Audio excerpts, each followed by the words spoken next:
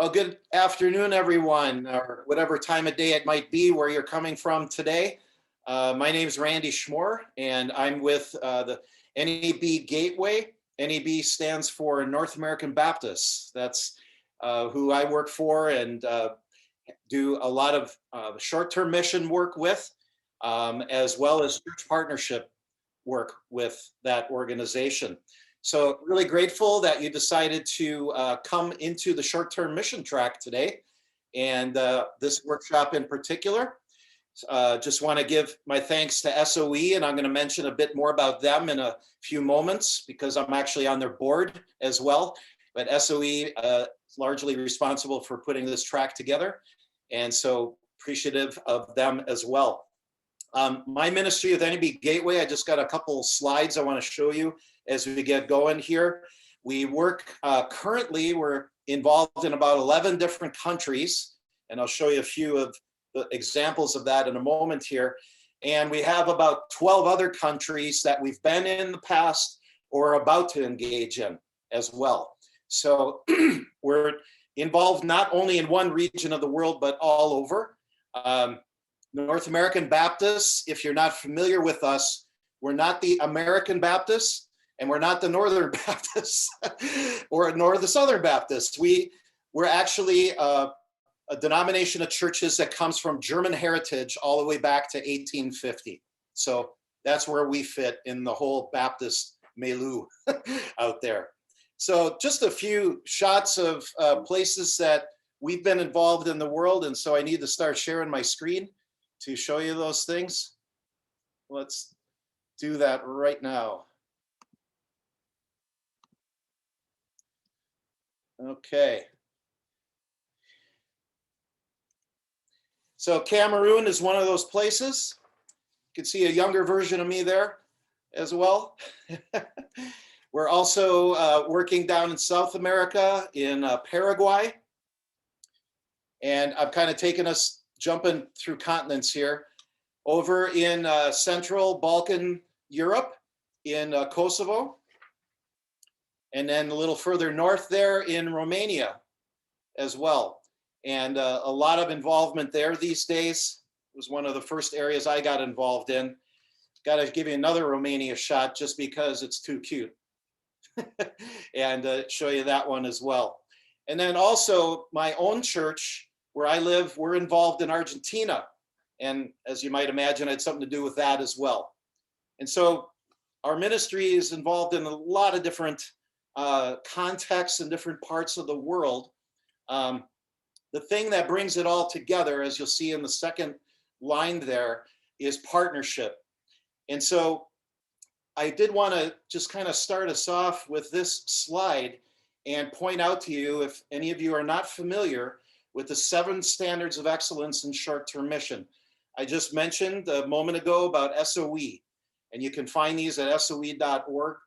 God-centeredness, empowering partnerships, mutual design, comprehensive administration, qualified leadership, which of course that's what this workshop falls in that category, appropriate training, and thorough follow-through.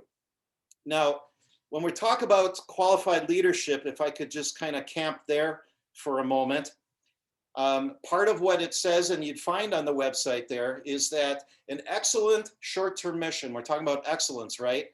But an excellent short-term mission screens, trains, and develops capable leadership for all participants and is expressed by character, spiritually mature servant leadership, skills, prepared, organized, and values, empowering and equipping leadership.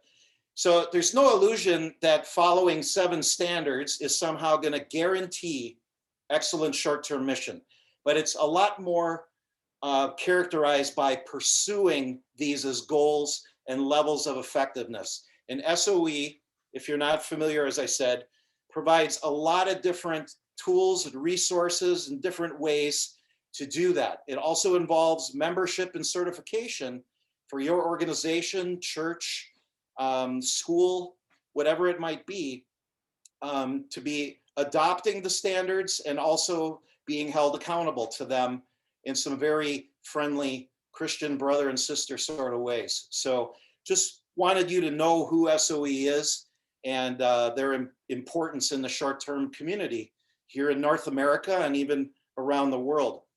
Now, as far as I mentioned, I'm on the board of SOE. My day job is actually, as I mentioned, with North American Baptists in the area called Gateway. And our niche in ministry and what we do really emphasizes the partnership aspect.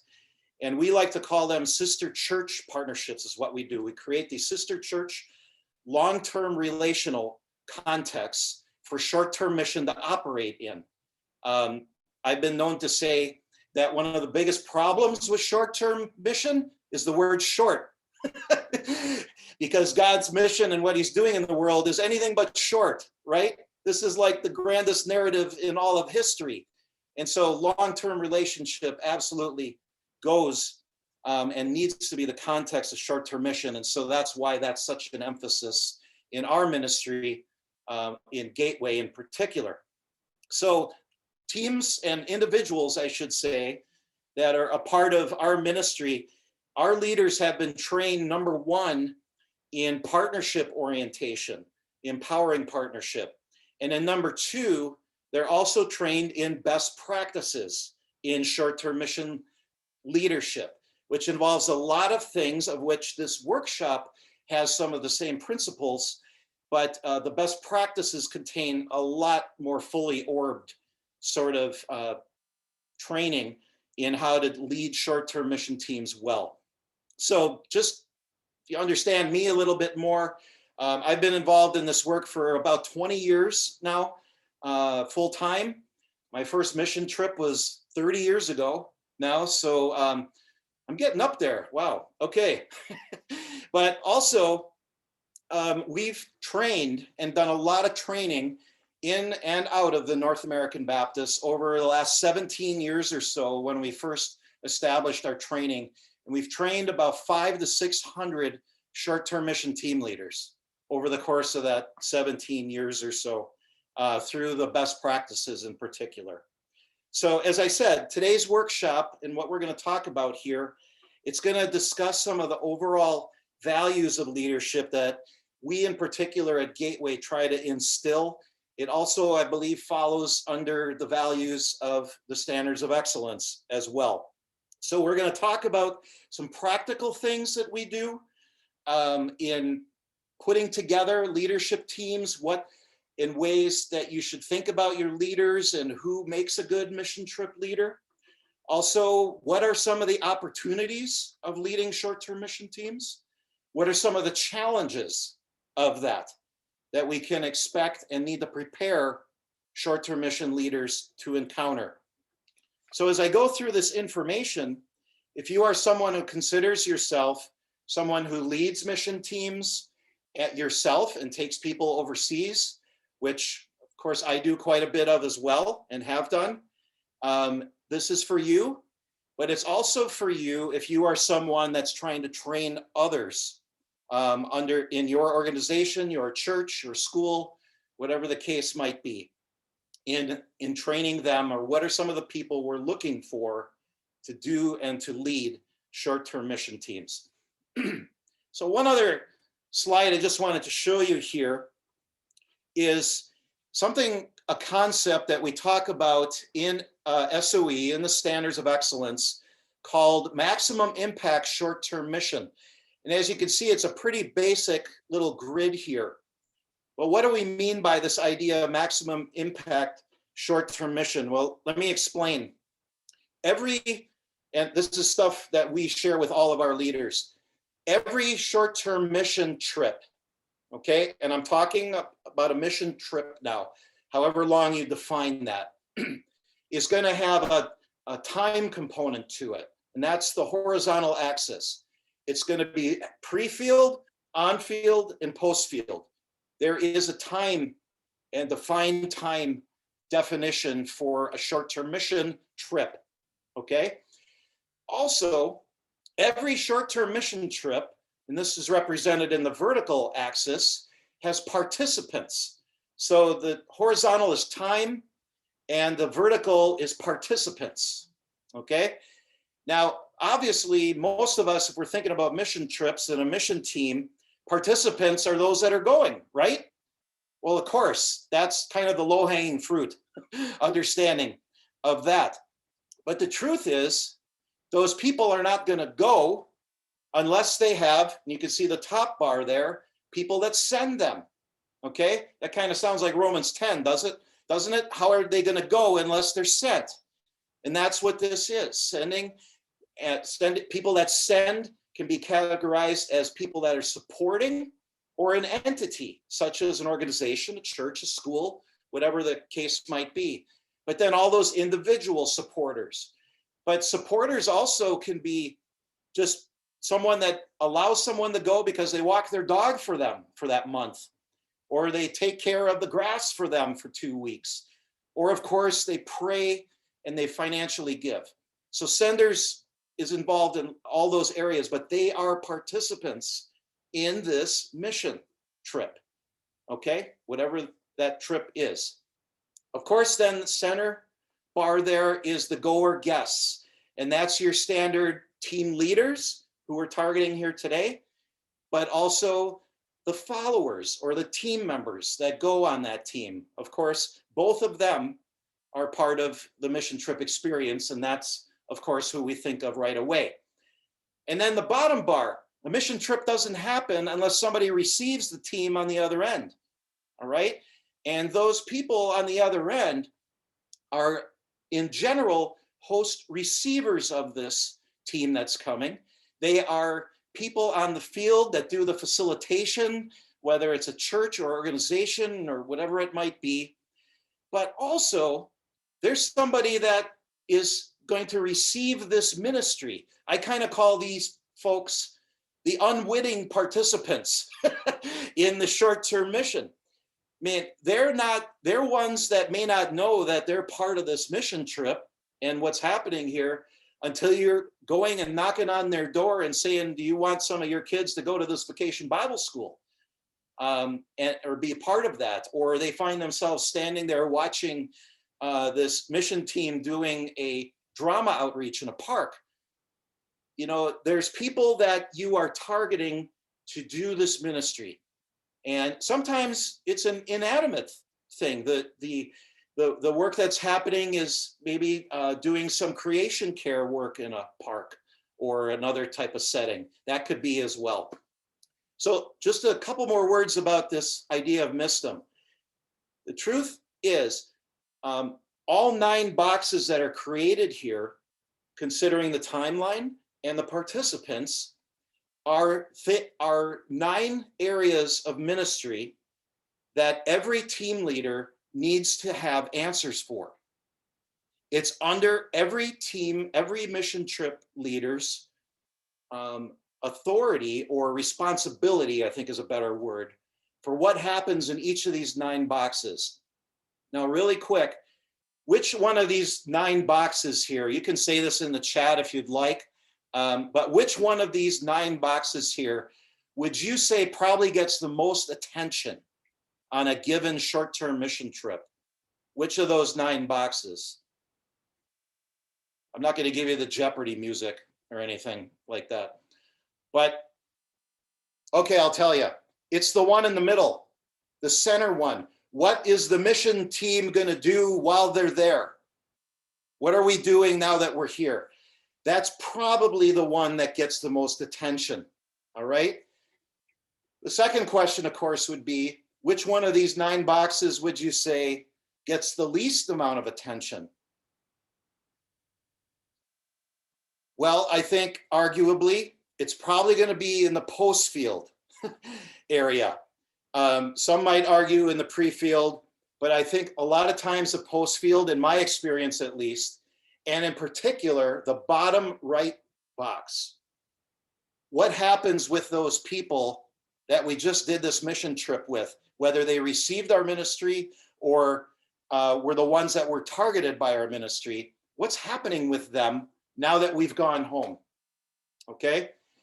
The point being here, whether it has to do with the supporters, with those on the field, or with your mission trip team members and leaders, there's responsibility for every leader to have an answer for every one of these 9 boxes and what you're doing in that area. And we could do a whole workshop on this thing, but I'm just sharing this as an idea and something for you to take with you as you start talking and thinking about how you lead your leaders and what that should look like. It's a philosophy for all short-term mission leaders, and taking care of all 9 boxes makes it maximum impact. That's where that comes from. Okay. So, interesting that we're talking about short-term mission in the middle of a pandemic, isn't it? Right now, because a lot of people are trying to figure out, because if they had short-term mission plans, they probably got canceled. I certainly had travel plans for this past year or so, and they've all been canceled to this point. But an interesting thing that I shared with some people in our church a few months ago is, a short-term mission trip, there's many things that happen on that, but one of the things that happens is the people that go on that trip can expect their life to be altered, that they're going to go through a time of dissonance, that it's going to kind of interrupt the way they normally do things. Isn't it interesting? We've all been on that journey for about 9 or 10 months now. Life altering, dissonance, interruption. It's like the world has been on a 10-month mission trip. The very things that we try to take advantage of on a mission trip are the very things that are happening to many of us in the midst of this worldwide pandemic right now. And so I think there's something, I'm not even sure how to debrief or to talk through all of those things at this point, but it's just an observation. I think that's important because we are looking to do more of God's mission in the world in the future, but we've definitely been interrupted now, and it's going to make us reassess. More about that later. Okay, so let's talk about effective leading a little bit.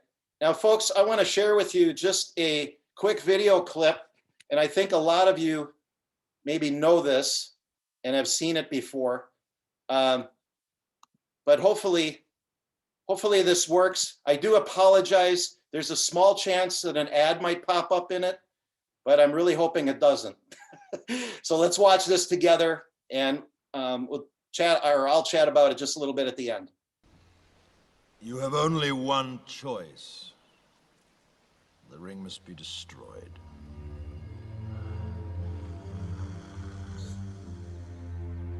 And what are we waiting for?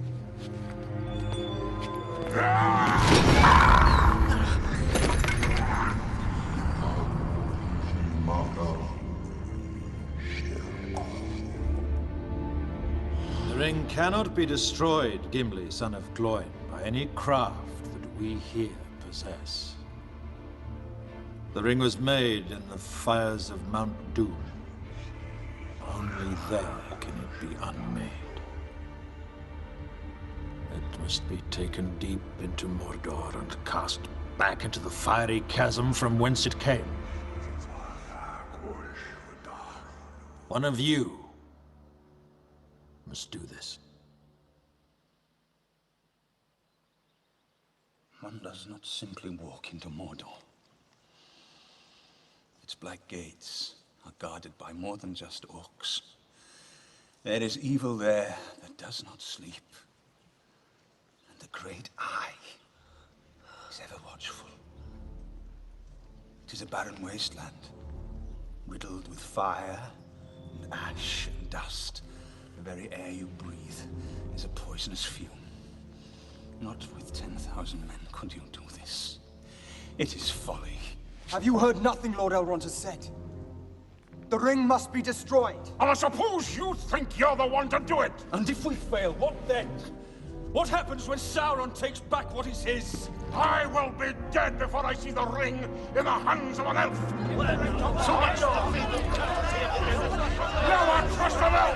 Do you not understand?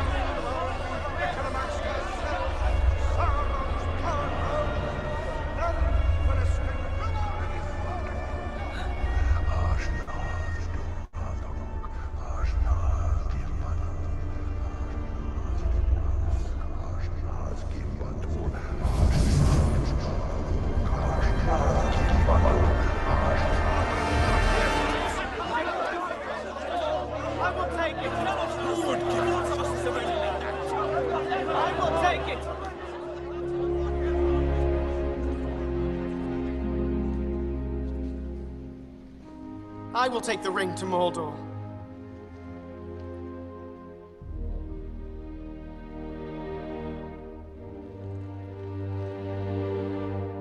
Though I do not know the way. I will help you bear this burden, Frodo Baggins, as long as it is yours to bear. If by my life or death I can protect you, I will. You have my sword. And you have my bow. And my axe.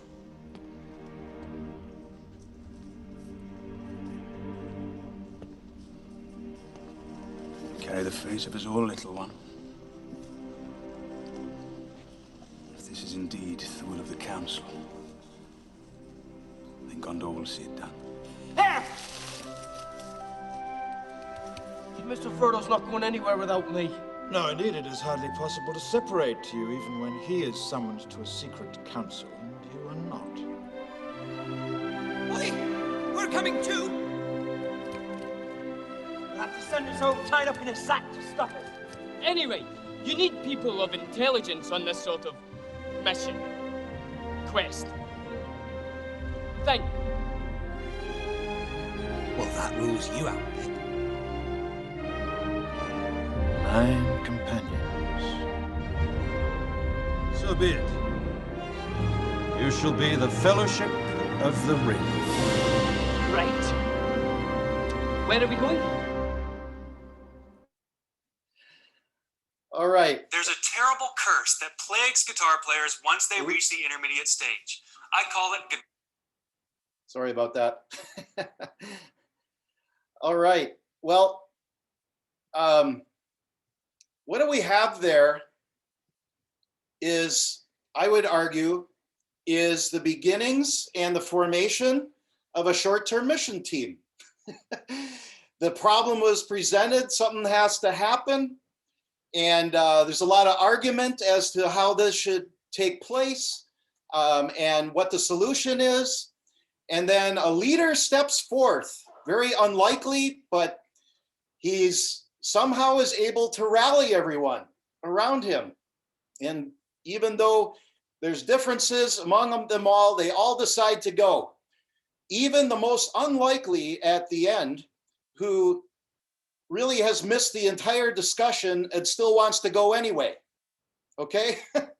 Now, maybe you've had this kind of experience with just all of the unlikely and different kind of characters that we're trying to bring together to form a mission team. And leadership is trying to somehow bring all of these different kind of folks together. Even that very unlikely one at the end that says, I want to go, but I don't know where we're going. I had something like that happen to me. It was the night before a team that was going to Romania. And this 15, 16-year-old guy was part of that team. I was saying where our flights were going to go. We were flying from Chicago to London to Romania. And after I was explaining that for just a minute or so, he's like, wait a minute, we're going to London?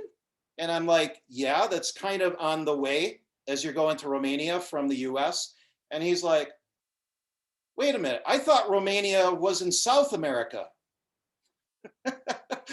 Where are we going? That really happened.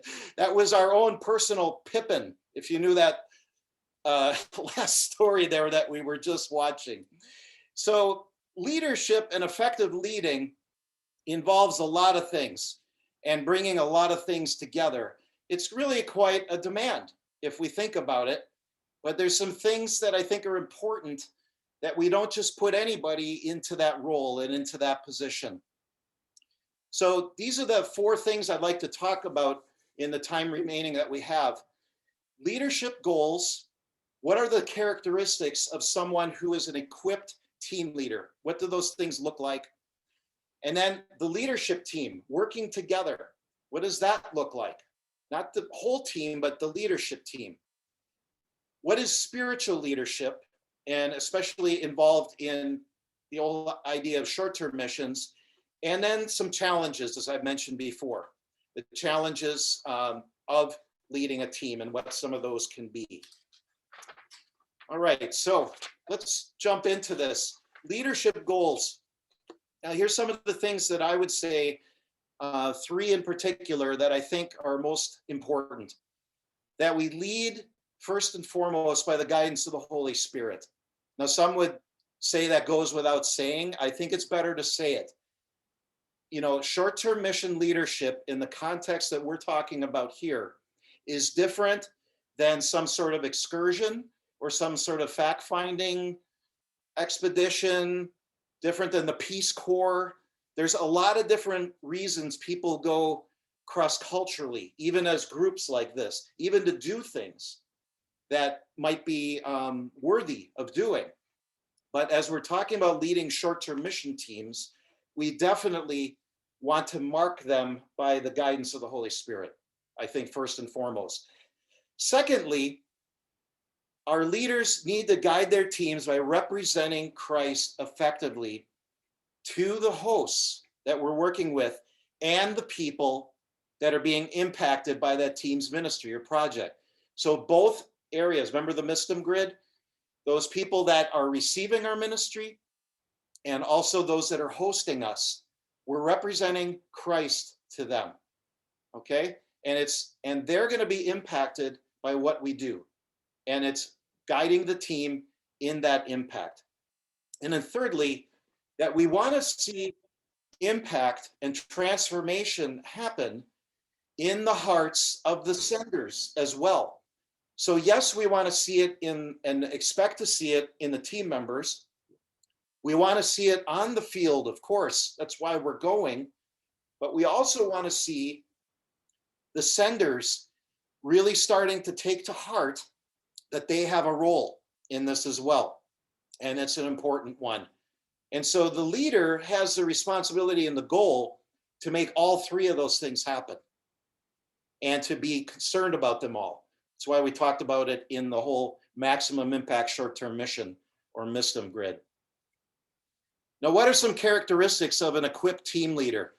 I'm sure you could come up with some other ones as well, but I got 12 here that I think are pretty good and characterize a lot of what you want to have in people that are going to lead your short-term mission teams. By the way, if anybody wants a copy of these notes, these slides, I'm for sure willing to get them, and we'll get the means for doing that towards the end, if anybody would like to have them.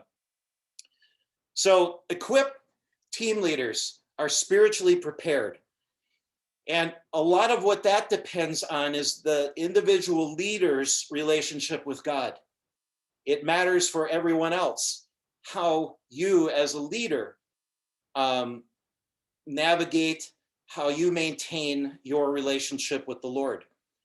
And that's going to impact everyone else. Your team needs you as a leader to have this discernment, to have a relationship with God that's impactful and that you can pass on to them. That personal maturity is going to come into it as well. That you're okay with people, that you actually like them, okay? And enjoy people and are willing to invest in people's lives. Maybe you'll start seeing here that a short-term mission leader not only does these things when they're leading a mission trip, but it's kind of what their lives are like when they're back home as well. They're people that just kind of have leadership as well in their home church or organization or whatever the case might be. They also know the details and are willing to jump into it. So there's a lot of logistics that go on with a mission trip, and some of it, you know, everybody's not skilled in everything. So there might be some things that they want to hand off, but it's ultimately that leader's responsibility to do that in whatever the details are. Everything from the flights to the immunizations. Isn't that going to be something interesting in the future? How much more important that will be. Passports, visas, all of it, but that's really only the beginning. Flexibility is the number one rigid rule of short-term missions.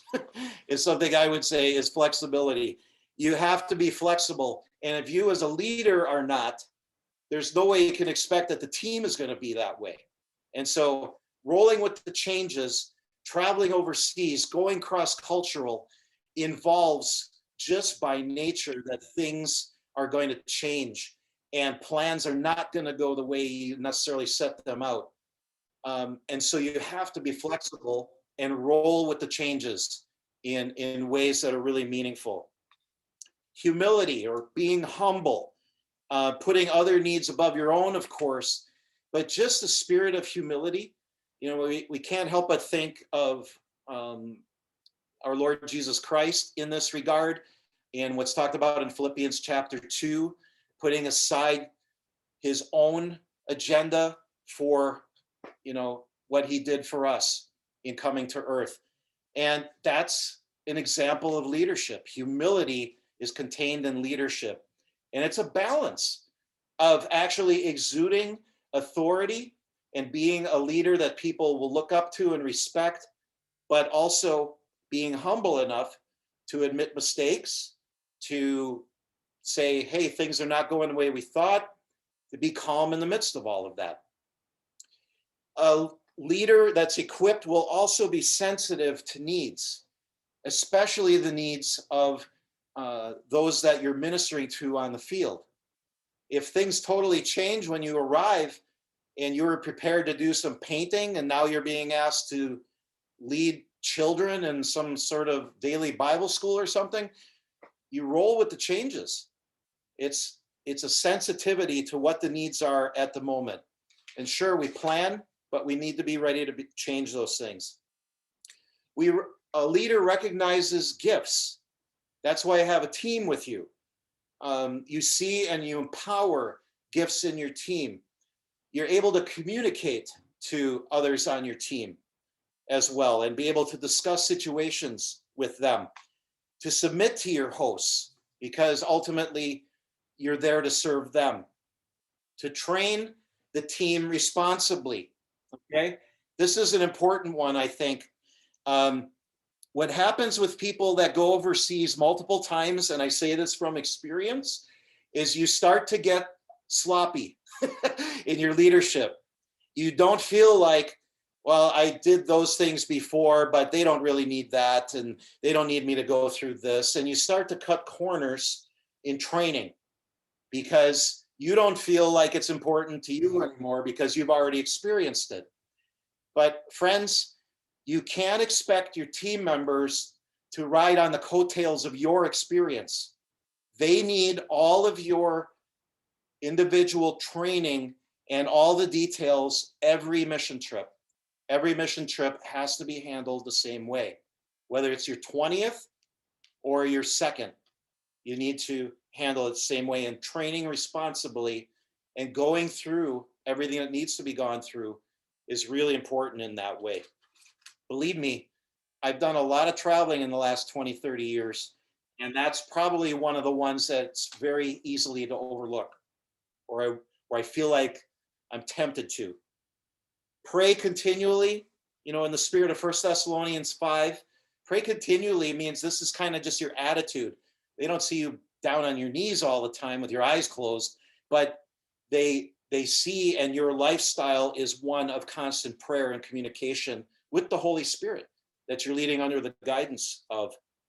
And you're seeing God's movement, recognizing it in the lives of your team members. I'm going to talk about this in a moment here on the whole spiritual opportunity aspect of a mission trip and leading. But people make huge life-changing decisions, even as a result of just one small mission trip. I've seen it happen over and over again. So recognizing movement in people's lives is oftentimes a responsibility that a team leader needs to really pay attention to. So let's turn over here to working as a leadership team. All right. Now, a leadership team, I hope you're catching this, you're not the only one. If you have a leadership team, you have some assistants, some people that are helping you in leadership, okay? And And I think there's some good guidelines to think of in doing this, because it is way bigger of a task and opportunity before you as a mission team to think that you can just do it all by yourself. You need other assistants to come alongside you. As a matter of fact, and you can use this as a guide if you don't have one, but I would encourage that you have one leader per 7 team members, okay? But also I would say a minimum of 2. Minimum of 2 leaders, but 1 per 7 is kind of the guidance that we use in Gateway. And so that's not something that comes from SOE or anything like that, but that's something that I would share with you. If you're wondering how many leaders do I need on a team of 12? Well, I would say 2. How many on a team of 16? I would say 3 for sure, okay? What I'd also say is, in the rare occurrence that everybody on the team is male or female, otherwise I would say your mission team should have leaders of both genders on your team. That is just a good rule of thumb to have.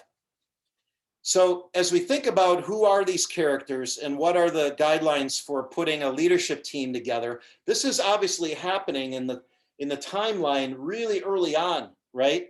Where you're identifying who are the leaders going to be on this before you're assembling or pulling together any other team members to go on this trip.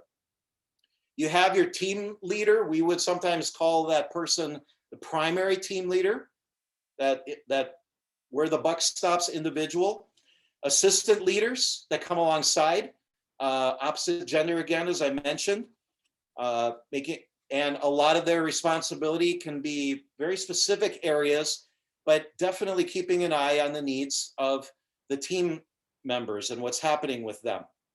And then also ministry and project coordinators.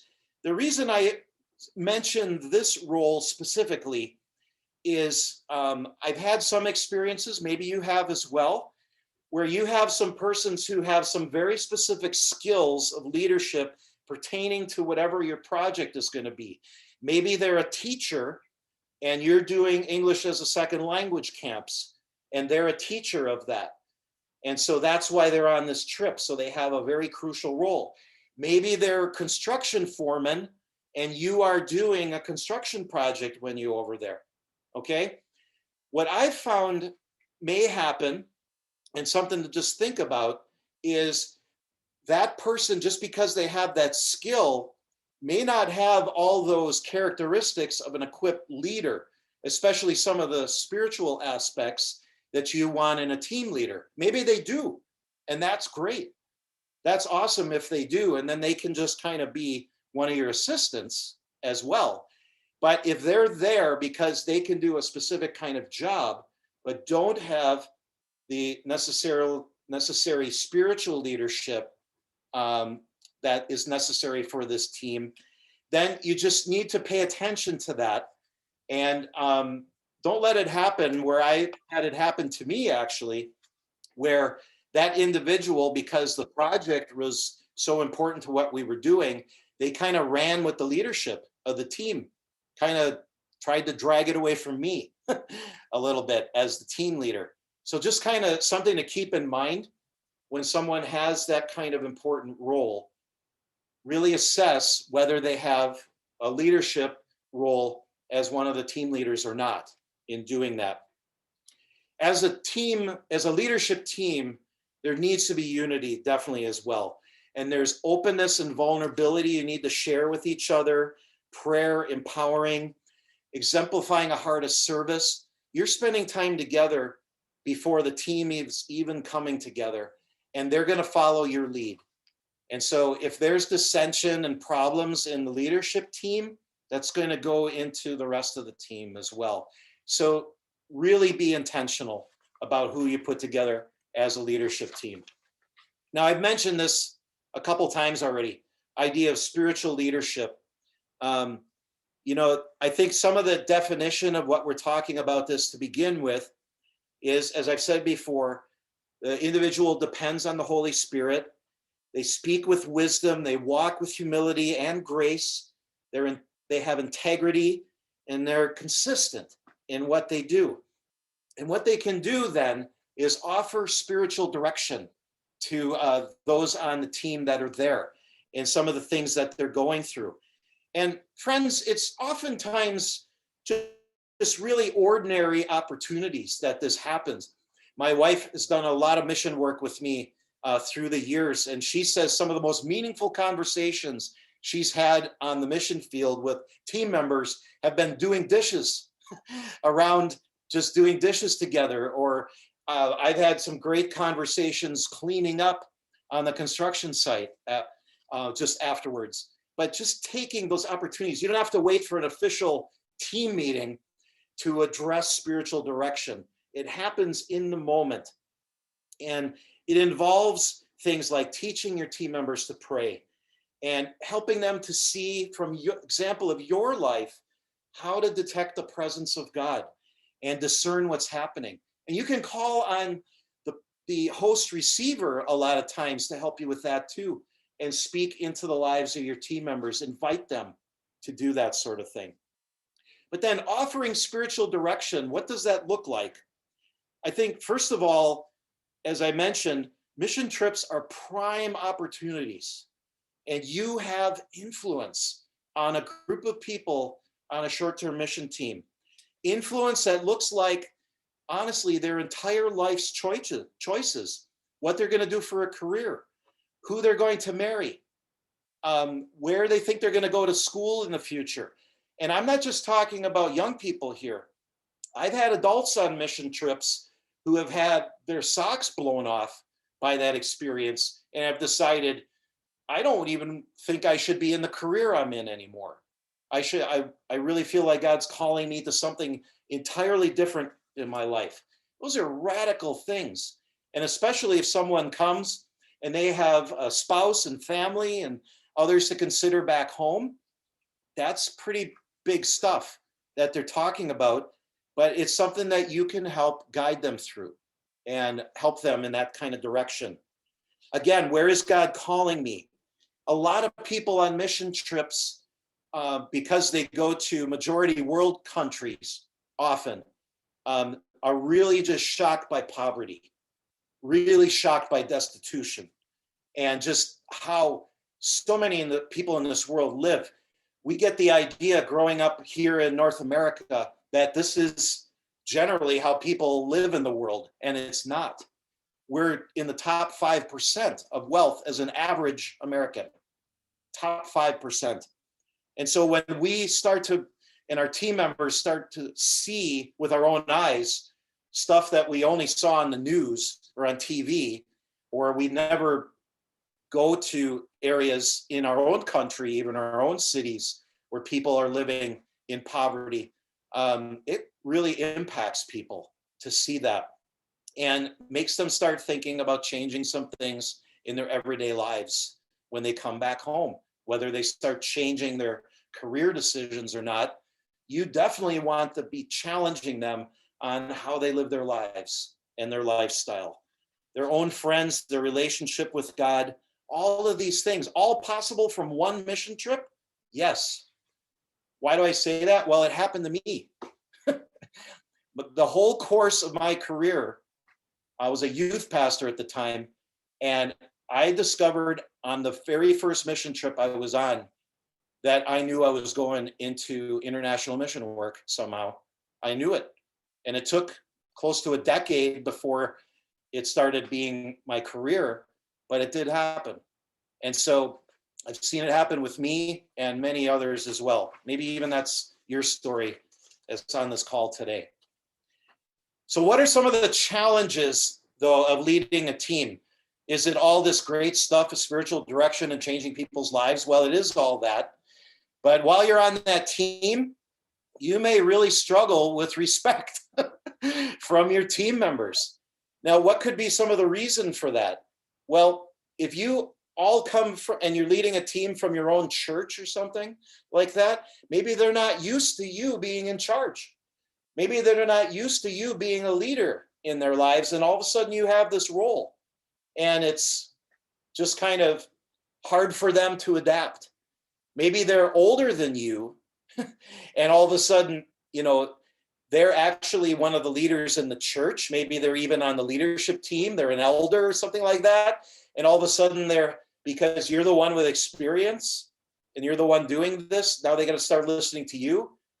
Maybe even the pastor or one of the pastors. I've seen all of these scenarios work out, and they can be difficult. So just be aware that just because you are crowned the leader of a team doesn't mean you're going to go without any difficulty in doing that or commanding respect from people. So handling that well is really important, and not being extreme about it either. Doctrinal and spiritual problems, you start putting people together and for experiences and that, and they talk, right? They have differences. Don't we know that we have differences, even in the church in our day and age? Boy, we could really talk about that for a while here today, couldn't we? But a mission trip and spending time together like that, you are definitely going to see people with difference of opinions, and they're being forced to live together for 2 weeks or whatever the case might be.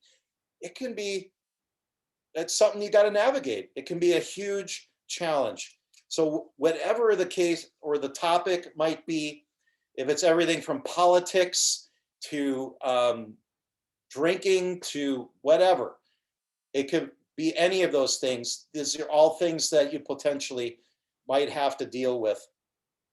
The personal problems of your team members, this is a big one, friends. People, when they get into vulnerable situations, dissonant situations that are created on a cross-cultural mission trip, they start to open up, and they start to talk about life back home and about things that really are not going great. And this reminds me of this. And all of a sudden they're coming to you with situations where you want to help them, right? You're their leader and you want us to be able to speak into their lives. But just some things to keep in mind with that. Pay attention, and this is why I said that you should have leadership from both genders on your team. Don't get in a place where you're talking with someone of the opposite sex on your mission trip about things you should not be talking about on that mission trip.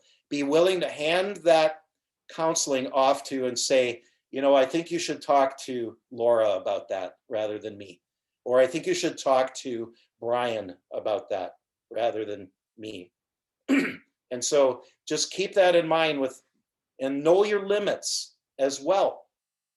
There might be a situation with a team member, and it's like even life and death kind of situations, or info that you've now been given about a family in your church or organization that you're like, wow, what do I do with this?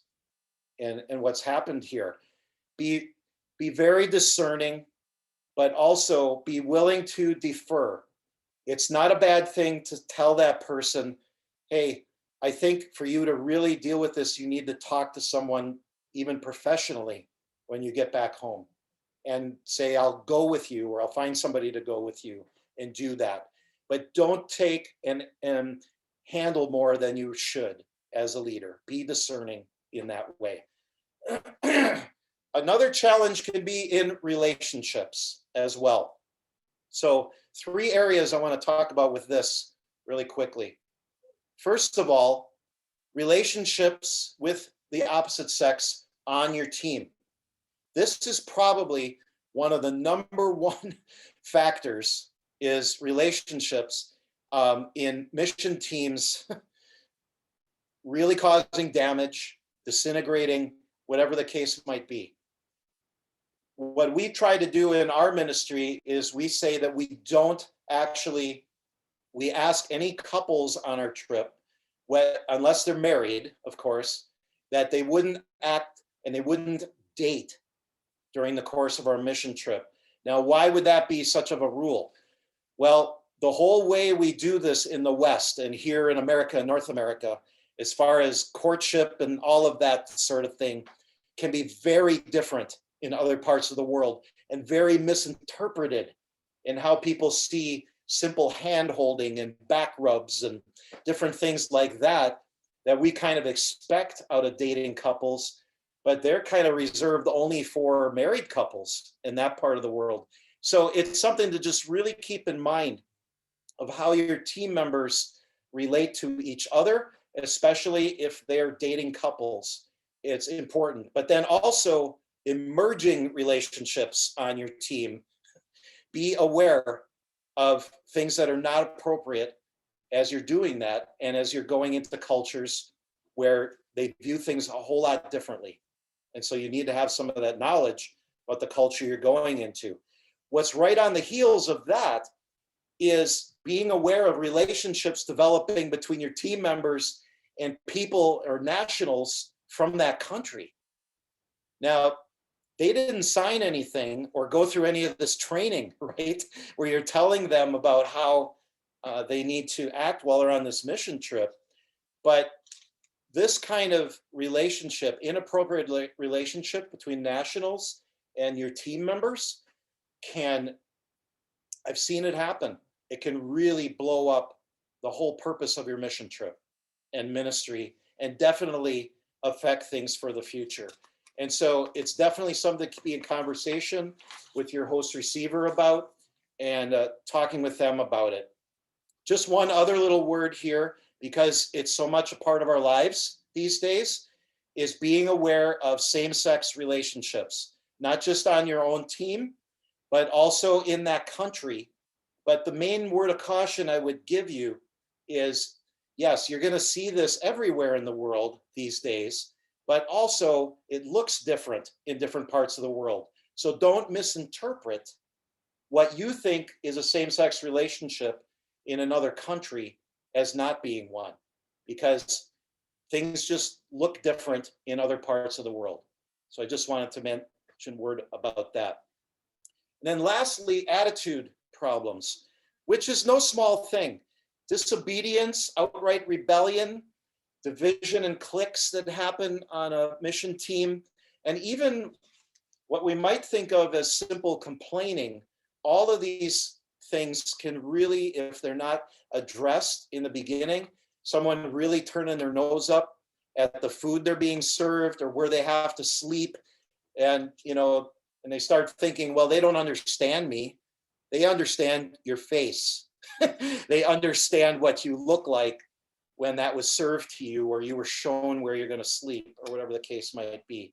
So all of these things related to attitude problems is also very important. So let's go on to discipline, and we'll pretty much end it here. Discipline on a mission team. You might wonder, what is the point of talking about something like this? Well, I would just point out, first of all, the very word discipline is related to discipleship. It's really the same root word. So we're not talking about punitive measures and things like that, but we're absolutely talking about course correction and character change. And those are the kind of things we want to help people with when they're making and committing actions on the mission field. And when somebody does something wrong, it's all the more important to take care of it quickly on a mission trip, okay? Between your team members or with the national or whatever the case might be, deal with issues quickly. There's a saying we used to use, I don't know if you're familiar with, called keep short accounts with people, okay? Don't let it go and say, well, talk about it tomorrow, and then tomorrow becomes next week. A mission trip is a short experience, so it needs to be dealt with quickly. There's also direct confrontation or rebellion that you could see happen during the course of a mission trip. And sometimes team members, and you're hopefully looking for these things during the course of your training. You don't want to just be blind to obvious situations where someone has a problem with you, or whatever the case might be, but you kind of ignored it during the course of your training. You do want to pay attention to that. And please do not think that somehow discipline and rebellion and against your authority and having to confront, that this is just something with kids, with teenagers or college students.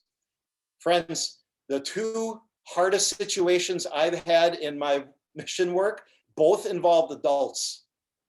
The truth of the matter is students are used to being bossed around. They're used to that, right? From school and whatever things. So they're used to authority in their lives and don't always respond to it well, but they are used to it. Adults can sometimes be a different story altogether. And they're doing things incredibly inappropriate. In the case of, I had a Tammy and another case of a John, these two individuals, two different mission trips. And they were really tough circumstances. And what made it the hardest was they were both adults and having to deal with them, but I could not let it go. It was really impacting the entire mission trip. And so really important. So what is the main kind of thing that you have as a team leader? Ultimately, you can remove somebody from a team. But in order to do that, you need to be proactive in the beginning. Yes, observing during training, but it also needs to be in your paperwork somewhere, some sort of covenant, team guidelines that your organization, that your team has in your paperwork, that they know it's possible that it can happen and it's their own expense if it does happen. And I don't say to do that lightly. And I definitely can provide you with some steps of how to do that sort of thing, of if you'd have to send somebody home, what are the steps to doing that? But that is something to keep in mind as a leader. And I would encourage you, if you're in charge of an organization or something, to keep in mind that that is not something to leave out. It definitely is something, because your longevity in a particular part of the world and being able to work with them could be at stake in that case. Okay. I only left us like a minute or so here at the end, unless we could drag it on a bit. But Tori, can I put it back to you? Sure. I don't think we have any questions in the chat box. So okay. I don't think we need to address any of those unless people have them now and they've been holding them. But you can, if that is you, put it in the chat box now. I am going to put in the chat box here real fast that Mission Connection is hosting its Focus Mission event next month, February 19th and 20th. It's a live online event like this one. It's exclusively focused on short-term missions. So you can check it out at that, at the bit.ly link there. It is case sensitive, so make sure you put it in as it shows up. And use the promo code MC-Global for $10 off. And so that means it's only $25 to register if you register this month. And can I have two parting comments? I'll make them quick. One of them is, a lot of people are wondering, what is mission going to look like post-pandemic? And I think really start talking to people about that and looking into it. SOE's got some good webinars and resources and talking about that. I personally feel like mission trips are going to be a lot more specific than they have been in the past, and those that go, rather than kind of a rite of passage sort of thing as maybe they've become for a lot of people. But that's my opinion on things, but we'll see what happens with that. But also, I mentioned, if you would like a copy of these slides, I'd love to give them to you. And there you have my email on this last slide. And please feel free to send me an email, and I'd be glad to send you a PDF of these slides. That's right. And I'm putting in the chat box here one more time that Google form. So if you fill out that Google form also, you'll automatically get a copy of the slides and whatever else Randy has the handout. Very good. So feel free to email him or fill out that form. So thank you, everybody. Yeah, if we could take 1 second here, we do want to announce the winner of the book, the free book we're going to send out.